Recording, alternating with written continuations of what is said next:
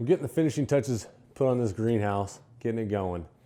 I've got the time-lapse pictures put together in a sequence so you can see this whole thing get built in about, I think it's about 4.5 minutes. Got the door behind me.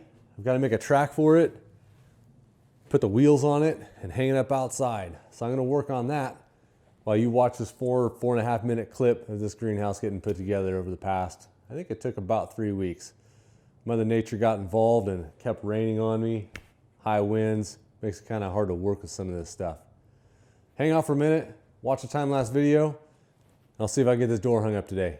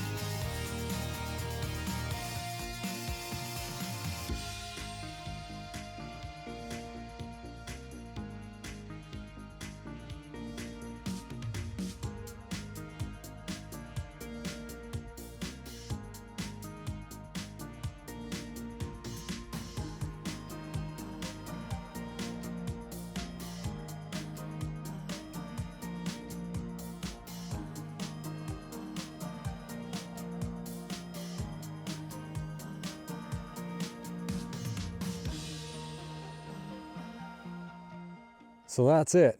From the time I started making the walls until the time I finished the siding. Could have been done a little bit faster time-wise if Mother Nature would have cooperated a little bit more and stopped raining a little bit sooner, but it got done all the same. I got this barn door hung up on here.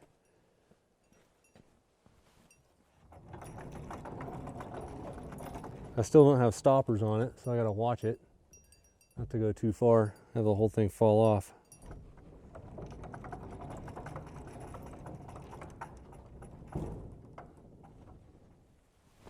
Works pretty good. I'll give you a closer look at it. This is the outside door. I am going to make an inside door that's probably going to be covered in chicken wire, just a screen door to something where we can keep this big heavy wooden door open during the summer. Shut a screen door on the inside so animals can't get in and eat all our fruits and vegetables. The track on this door is pretty simple.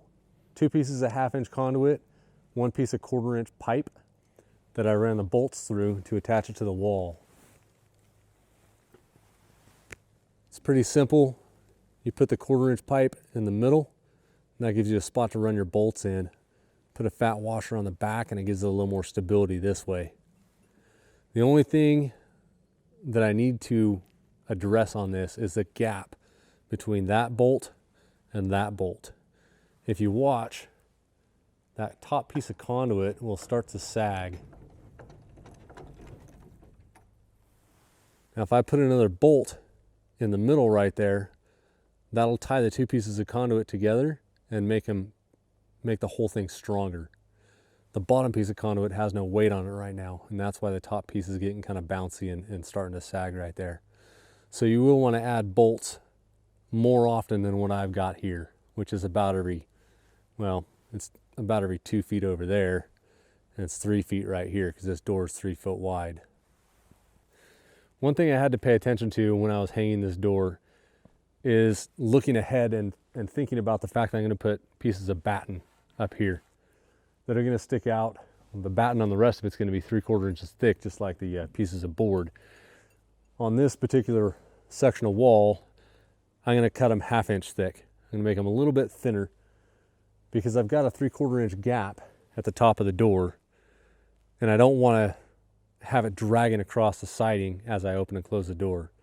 So I'm going to make these pieces of batten just a little bit thinner, so I have a little bit of gap. And then down here in this corner on the door, there's a little skid to go down in that bottom corner, so that as I'm pushing the door open, that skid kind of runs across the batten and the board and batten pieces, and it doesn't catch the door up. Right now, some of these pieces of board have a little bit of a ridge to them. And this door, since it's perfectly aligned, it'll hit those ridges and kind of want to stop. So I'll make a little skid for the bottom. That'll complete my door out. Try not to push this thing open too far, have it fallen off the tracks. I haven't made any stoppers for it yet, but that'll get made here pretty soon. So I hope you enjoyed the video. Hope you enjoyed the build of the greenhouse. I've got a whole playlist, all the different videos I made for this. Go check them out if you haven't seen them already. Until next time, guys, go make something.